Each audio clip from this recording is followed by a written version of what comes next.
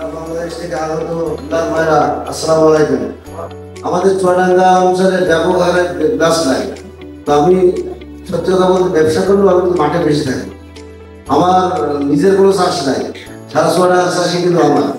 আমি এই মনে করে প্রত্যেকদিন সকালবেলা আমি মোটরসাইকেল স্টার্ট দিয়ে বিভিন্ন গ্রামের মাঠ যে পরিদর্শন করি, এমনি ঘোরাফেরা করি।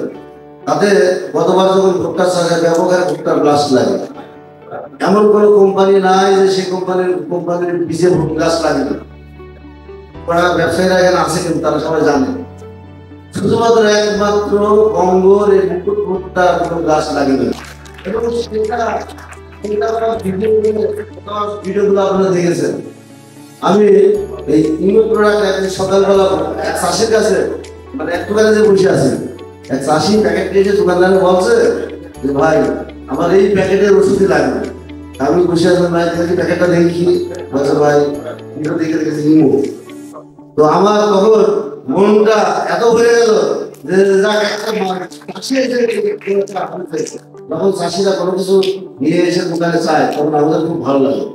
সবাই ভালো থাকবে, সুস্থ থাকবে, আমাদের জন্য